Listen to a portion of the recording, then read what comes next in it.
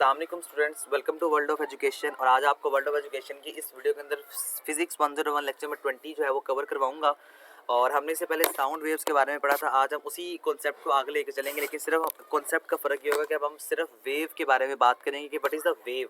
तो वेव क्या होती है? ये सेल्फ रिपीटिंग या पीरियोडिक या ऑसिलेटरी मोशन होती है किसी भी एनर्जी की जो एक पॉइंट से दूसरे पॉइंट में कन्वर्ट करवा दी जाती है या कन्वर्ट हो जाती है। जिस तरह अगर मैं आपसे मिसाल के तौर पे बात करूं तो क्या होता है, अगर मैं जिस तरह साउंड वेव है, लाइट वेव है, तो क्या है कि तमाम तर वेव्स अपने आप को रिपीट करती हैं लाइक दिस। तो देखिए यहाँ पे ये यहाँ से स्टार्ट हो रही है, यहाँ पे ख़त्म होगी, यहाँ से इसने दोबारा अपने आप को सेल्फ रिपीट किया हुआ है। तो दिस मीन्स कि ये वेव है। वेव की दो टाइप्स हैं। ये दोनों बातें याद रखिएगा, दोनों टाइप्स आपसे पेपर में पूछी जाती हैं और ये एमसीक्यू जाता है कि how many types of wave. तो there are two types of wave. एक होती है लॉन्गिट्यूडनल वेव और एक होती है ट्रांसवर्स वेव्स। लॉन्गिट्यूडनल वेव्स का मतलब होता है कि वहाँ पर ऑसिलेशन पैरेलल है to the direction of wave travel, यानी जो वेव ट्रैवल कर रही है उसके पैरेलल अगर कोई डायरेक्शन होगी या पैरेलल वेव आएगी तो that is called the longitudinal wave. Like sound है, स्ट्रिंग है, पी टाइप, अर्थक्वेक वेव, ये तमाम जो चीज़ें लॉन्गिट्यूडनल वेव्स के अंदर आती हैं। ये बहुत इंपॉर्टेंट कॉन्सेप्ट है, इसको आपने एज इट इज़ अपने माइंड में रखना है, इसको स्किप नहीं करना अपने माइंड से। उसके आगे ट्रांसवर्स वेव वो वेव्स होती हैं जिसके अंदर हम परपेंडिकुलर की बात करते हैं, जहाँ पर वेव्स हमारे पास है वो परपेंडिकुलर होती हैं। पैरेलल होंगी तो वो आपके पास लॉन्गिट्यूडनल वेव्स होंगी और अगर ट्रांसवर्स वेव होंगी तो वो हमारे पास परपेंडिकुलर होंगी। ठीक है। अच्छा, इसके अलावा इसकी एग्जांपल में रेडियो है, लाइट है, स्ट्रिंग है, एस टाइप है, अर्थक्वेक वेव्स है। ये दो जो इंपॉर्टेंट एमसीक्यूज है वो ये कि earthquake waves are the examples of. Earthquake waves है वो किसकी एग्जांपल है? Longitudinal, transverse, both. तो ये दोनों की एग्जांपल है। ठीक है, दोनों को आपने बस एज इट इज अपने माइंड में बिठा लेना है। आगे वो क्या कह रहा है? वेव जो है वो ट्रांसफर करती है एनर्जी को, नॉट मैटर। वेव जो है वो यानी कैसे ट्रांसफर करेगी from point A to point B, किस तरह जाएगी, डजेंट मैटर, इससे कोई भी फर्क नहीं पड़ता। सिर्फ ये फर्क है, सिर्फ ये होता है कि हमारी वेव जो है वो ट्रांसफर होती है from point A to point B. अच्छा, आगे देखें, the height of wave is called the amplitude. Important MCQs, define amplitude और इंपॉर्टेंट क्वेश्चन 2 नंबर का कि एम्पलीट्यूड क्या होता है। तो जो हाइट होती है वेव की वो एम्पलीट्यूड कहलाती है। एवरेज पावर जो है इंटेंसिटी की, दैट इज कॉल्ड, यानी क्या होगा इसमें, जो वेव होती है वो proportional rate to the square of the amplitude. Amplitude के स्क्वायर के मुताबिक according to the mathematics equation that is called a t equal to a not sine omega t minus k is a wave of some kind. ये some kind यानी किसी तरह की एक wave है। Then a node is the amplitude, जो a note है उसका एम्पलीट्यूड है। तो आप इसको इस तरह यानी डायरेक्टली प्रोपोर्शनल लिखेंगे किसी भी वेव के। आगे साउंड जो सोर्स है प्लेस्ड एट द ओरिजिन, आप इसको किसी भी प्लेस करते हैं ओरिजिन पे, यानी किसी भी एक सेंट्रलाइज पॉइंट पे रख दें, ये रेडिकेट करेगा साउंड वेव को तमाम डायरेक्शन में। सिंपल बात है कि जिस तरह से आपके फर्ज कर लें कि ये मेरे पास जो है एक सोर्स है साउंड का। ठीक है, अब जब ये साउंड यहाँ पे चलेगा ना, कोई भी सॉन्ग चला लें, कोई नाच चला लें, तो क्या होगा, हर तरफ इसकी आवाज़ जाएगी इस तरह से। ठीक है, तो डेफिनेटली जहाँ जहाँ तक इसकी रेंज होगी वहाँ वहाँ तक इसकी आवाज़ जाएगी, जिस तरह ये इसने आपको बनाया हुआ है। तो यही काम आपको बता रहा है कि अगर आप एक सोर्स को प्लेस करते हैं किसी भी जगह पर तो उसकी आवाज़ हर जगह जो है वो जाएगी। इसको हम कहते हैं स्फेरिकल वेव्स। और स्फेरिकल वेव का जो फार्मूला होगा that is called amplitude is directly proportional to I over R. ये जो आई है ये क्या है?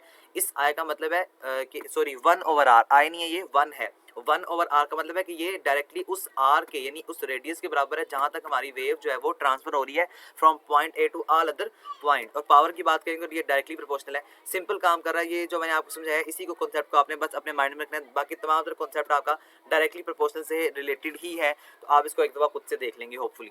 उसके आगे we have encountered waves of kind Y X T equal to Y naught sine K X minus omega T. ये सिंपल एक फार्मूला है जो मैंने आपको प्रीवियस लेक्चर में कन्वर्ट करवाया हुआ है। प्रीवियस लेक्चर में मैंने आपको जो है वो पढ़ाया हुआ है। अब वो कह रहा है कि फर्ज कर लें वाई जो है वो 0 0 के बराबर है, तो डेफिनेटली होल पावर जो होगी वो भी 0 के बराबर हो जाएगी। बट लेकिन if the wave is not 0, अगर वेव 0 ना हो तब क्या होगा? तब हमारे पास डेफिनेटली आंसर भी 0 नहीं होगा। कैसे नहीं होगा? क्योंकि जाहिर बात है अगर हम y की जगह 0 पुट करेंगे तो all the multiply values by 0 is also called 0। यानी अगर आप तमाम वैल्यूज को मल्टीप्लाई करेंगे 0 के साथ तो वहाँ पर रिजल्ट भी 0 ही आएगा।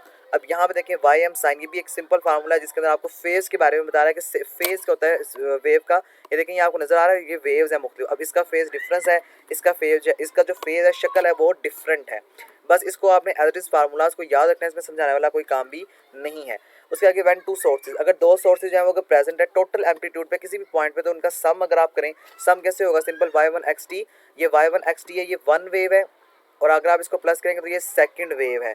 अब आपने ये रिमेंबर रखना है कि पावर जो है ये proportional to the square of amplitude है, यानी कि पावर जो होगी वो डायरेक्टली प्रोपोर्शनल होगी y1 प्लस y2 के। ये y1 first wave, y2 second wave और दोनों का स्केल ले लें, इसको हम कहते हैं इंटरफेरेंस। इंटरफेरेंस से मुराद ये होती है कि ये हमारे पास एक वेव आ रही थी, दूसरी एकदम अचानक से दूसरी तरफ से आ गई, तो ये इंटरफेरेंस का कॉन्सेप्ट है, ठीक है। तो ये हमारे पास इंटरफेरेंस का जो कॉन्सेप्ट होगा वो आएगा अकॉर्डिंग टू द मैथमेटिक्स। अब यहाँ पे हमने सिंपल ये इक्वेशन लिख ली, यानी ये वेव 1 की इक्वेशन है और ये वेव 2 की इक्वेशन है। आप सिंपल इसको प्लस करें, आपस में प्लस करने के बाद आपके पास एक फाइनलाइज आंसर आ जाएगा। अब आप कह रहे हैं कि अब आप इसको ट्रिग्नोमेट्रिक फार्मूला लगाएंगे तो एक फाइनलाइज आंसर आएगा। सिंपल, ये पेपर में नहीं आता है, यहाँ से कुछ भी आप इसको स्किप भी कर सकते हैं। पॉइंट 7 देखते हैं, there was no time in the lecture to prove it. वो कह रहा है कि हमारे पास ये टाइम नहीं है कि जो मैं आपको ये फार्मूला प्रूव करके दिखाऊं। तो डेफिनेटली डजंट मैटर कि आपको अगर ये नहीं भी आता तो मसला नहीं है, इसको आपने एज इट इज़ याद कर लेना है कि इस फार्मूले को v equal to b over rho, इसको हम कहते हैं रो, ठीक है। अब यहाँ पे देखिए वो क्या कह रहा है, वेयर ये जो डेंसिटी होगी, यहाँ ये जो बल्क v है ये बल्क मॉडुलस है, और जो रो का साइन आपको नजर आ रहा है जो p है, that is called the density of the medium. Speed of pulse, क्या स्पीड है जी पुल्स की। अब पुल्स ये पुल्स क्या होता है, वो ब्रस्ट होता है किसी भी एनर्जी का जहाँ से एनर्जी निकलती है, लाइक इलेक्ट्रोमैग्नेटिक है, साउंड है, हीट है, लाइट है, any ways of form is called, यानी कहाँ से एनर्जी आ रही है, किस कैटेगरी की किस टाइप की एनर्जी आ रही है, दैट इज कॉल्ड बुल्क। अब आपको ये कह रहा है कि that is called pulse, sorry not bulk, ठीक है, ये पुल्स है, आई एम सॉरी मैं यहाँ पे बुल्क कह गया हूँ। Bulk is a breast of energy, ये कहाँ से ब्रेस्ट आ रहा है। अब यहाँ पे मैथमेटिकली देखें तो y जो है वो एक्स टी के बराबर है equal to F X minus V T. This means के जो f है ये क्या है, ये फंक्शन है, और जो साइन कोस है ये हमारे पास ट्रिग्नोमेट्री के मेन कॉन्सेप्ट है, मेन फंक्शन है, जो आप ऑलरेडी मैथ 101 के अंदर पढ़ चुके होंगे। अब ये डायग्राम आपको दिखा रहा है, इस डायग्राम से आपने सिर्फ इसकी फेज वेलोसिटी को जो है वो मालूम करना है कि क्या मतलब है इसका।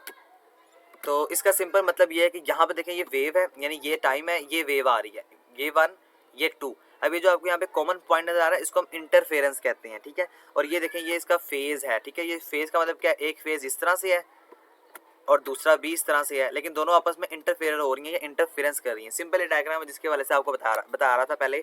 तो ये आपका मेन कॉन्सेप्ट था। मेरे ख्याल में लेक्चर आपका जो है वो यहाँ पे कंप्लीट हो गया। तो ये आपका मेन कॉन्सेप्ट था जिसके अंदर आपको फेजेस के बारे में बताया जा रहा था, जिसके अंदर आपको इंटरफेरेंस के बारे में बताया जा रहा था। इंटरफेरेंस का जो कॉन्सेप्ट है वो ज़्यादा इंपॉर्टेंट है। इंटरफेरेंस और फेज क्या होती है मैं आपको दोबारा रिपीट कर देता हूँ।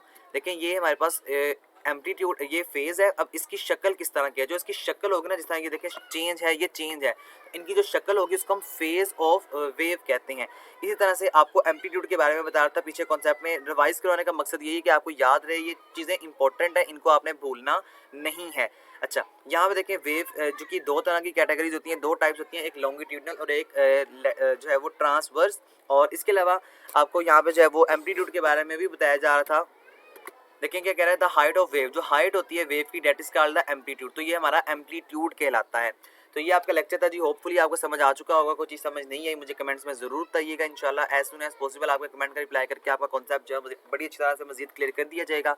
इसके अलावा इंशाल्लाह प्रिपरेशन वीडियो आपको मेरे चैनल पर मिल जाएगी, तो प्लीज़ चैनल को सब्सक्राइब जरूर कीजिएगा। बेल आइकन पर लाजमी प्रेस करने के बाद ऑल पर क्लिक कर दें ताकि आपको हर नई आने वाली वीडियो का जो नोटिफिकेशन है वो मिल सके। थैंक यू सो मच, अल्लाह हाफिज़।